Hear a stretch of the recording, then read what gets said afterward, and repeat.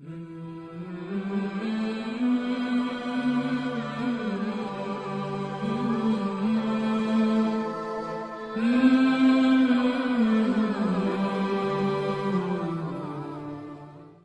پارہ ہے سورۃ البقرہ، آیت نمبر 234 سے آگے پڑھیں۔ اعوذ باللہ من الشیطان الرجیم، بسم اللہ الرحمن الرحیم، ولا جناح علیکم فیما عرضتم به من خطبۃ النساء او اکننتم فی انفسکم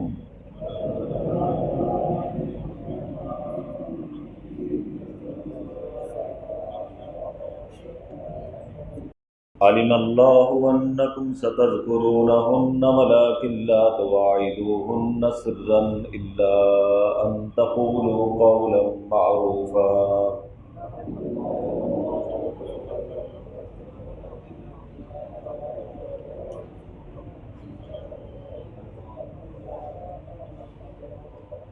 ولا تعزموا عقدة النکاح حتى يبلغ الکتاب اجلہ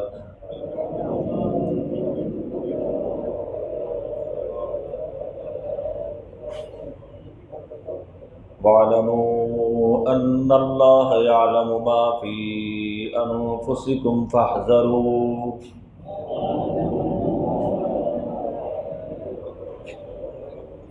وَاعْلَمُوا أَنَّ اللَّهَ غَفُورٌ حَلِيمٌ۔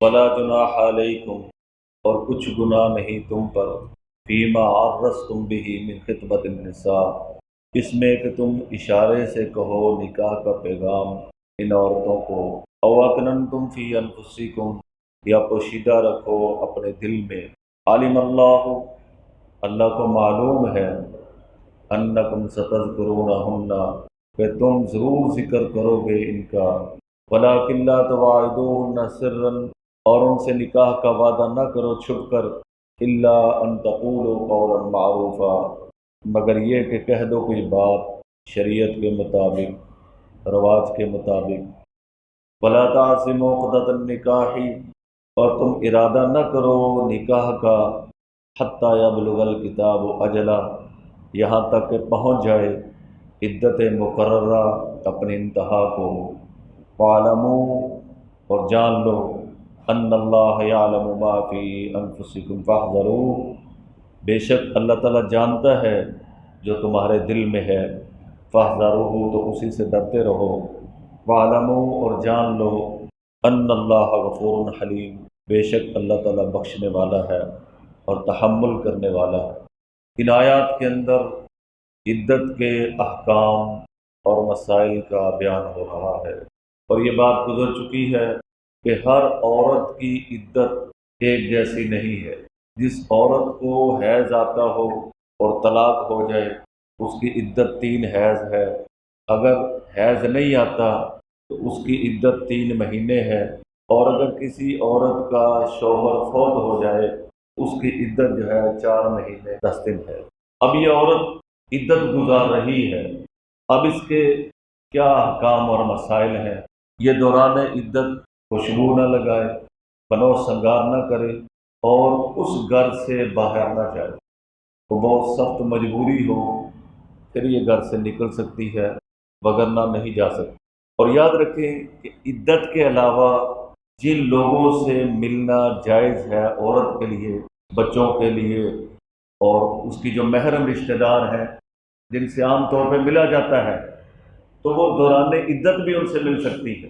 غیر محرم سے عدت کے علاوہ بھی ملنا جائز نہیں تو عدت کے اندر بھی جائز نہیں۔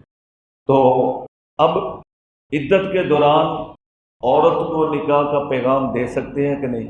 فرمایا وَلَا جُنَاحَ عَلَيْكُمْ فِيمَا عَرَّضْتُمْ بِهِ مِنْ خِطْبَةِ النِّسَاءِ، اور کچھ بھی گناہ نہیں تم پر اس بارے میں کہ تم اشارہ سے کہو نکاح کا پیغام دینے کو، او اکننتم فی انفسکم، یا تم چھپاؤ اپنے دل میں، یعنی صراحتاً یہ نہیں کہہ سکتے کہ میں تمہارے ساتھ نکاح کروں گا، یوں کہہ سکتے ہو کہ اللہ تمہارے لیے کوئی سبب لگا دے گا، ایسی کوئی رواجی بات کر سکتے ہو۔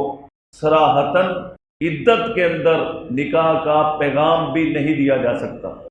یاد رکھیں، اگر عدت کے اندر کسی نے نکاح کیا اور گواہوں کو پتہ تھا، نکاح پڑھانے والے مولانا صاحب کو پتہ تھا کہ یہ عورت عدت میں ہے، تو جن لوگوں نے نکاح پڑھایا، جو لوگ جتنے بھی لوگ گواہ اور نکاح کے معاملات میں شریک تھے، سب مرتد اور کافر ہو چکے، ان کا نکاح بھی ختم ہو چکا ہے، ایمان بھی ختم ہو گیا، اور جتنی بھی پہلے نیکیاں کی تھی سب برباد ہو گئی۔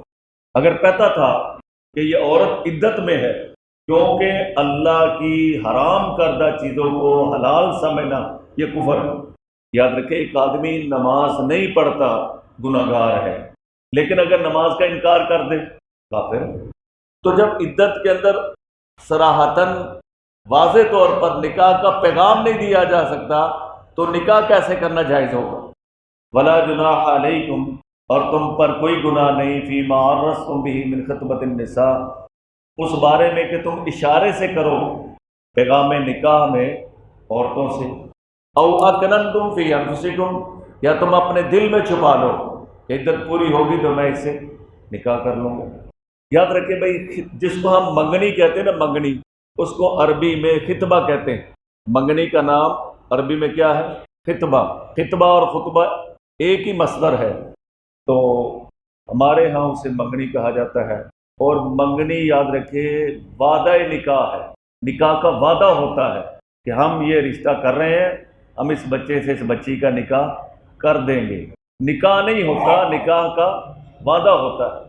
تو منگنی ہونے کے باوجود وہ لڑکی اس لڑکے کے لیے اجنبی ہے، وہ بات چیت نہیں کر سکتے، تنہائی میں نہیں بیٹھ سکتے۔ تو میں ویسے عرض کر رہا ہوں کہ اگر آسانی ہو نا، آج کل جب رشتہ پسند آ جائے تو منگنی کی بجائے نکاح کر دینا چاہیے۔ کب تک ان پر پیرے لگائیں گے؟ تاکہ اس مبارک رشتے کی جو شروعات ہیں وہ گناہ کے ساتھ نہ ہو۔ نکاح ہو جائے گا، اس کی بیوی ہے، بات چیت کر سکتا ہے۔ نبی کریم صلی اللہ علیہ وسلم کا نکاح ہو گیا حضرت سیدہ عائشہ رضی اللہ تعالیٰ عنہ سے، 7 یا 6 سال کی عمر میں نکاح ہوا، اور رخصتی جب 9 سال کی ہوئی پھر ہوئی۔ اس لیے جس طرح کا آج کل ماحول جا رہا ہے، اس میں مناسب بات یہی ہے کہ نکاح کر دیا جائے تاکہ وہ بات چیت کریں، یا کوئی تنہائی بھی کر لیں تو وہ گناہ گار نہ ہو۔ تو فرمایا کہ علم اللہ کو معلوم ہے، انکم ستذکرونہن، کہ تم ان عورتوں کا ضرور ذکر کرو گے، ولیکن لا تواعدوہن سرا، اور لیکن تم چھپ کر ان سے نکاح کا وعدہ نہ کرو، ان سے چھپ کر نکاح کا وعدہ نہ کرو کہ میں تمہارے ساتھ نکاح کروں گا عدت پوری ہو جائے۔ الا ان تقولوا قولا معروفا، مگر کوئی رواج کے مطابق، دستور کے مطابق بات کر دو کہ اللہ تمہارے لیے کوئی سبب لگا دے گا، یا جو ہے میں چاہتا ہوں کہ نیک عورت میرے گھر میں آ جائے، ایسی بات کر دو۔ ولا تعزموا عقدۃ النکاح، اور تم نکاح کا ارادہ نہ کرو حتی یبلغ الکتاب اجلہ، یہاں تک کہ عدت مقررہ اپنی انتہا کو پہنچ جائے، یعنی جب عدت کی انتہا ہو جائے پھر تم جو ہے یہ ارادہ کرو، اس سے پہلے نہ کرو۔ وَاعْلَمُوا، اور جان لو، ان اللہ یعلم ما فی انفسکم، بے شک اللہ تعالیٰ جانتا ہے جو تمہارے دل میں ہے۔ لوگوں کو دل کا پتہ نہیں ہے نا، اللہ کو تو پتہ ہے۔ فَاحْذَرُوا، تو تم اسی سے ڈرو، اللہ سے ڈرو۔ تم دنیا سے ہر بات چھپا سکتے ہو، اللہ سے پوشیدہ نہیں رکھ سکتے۔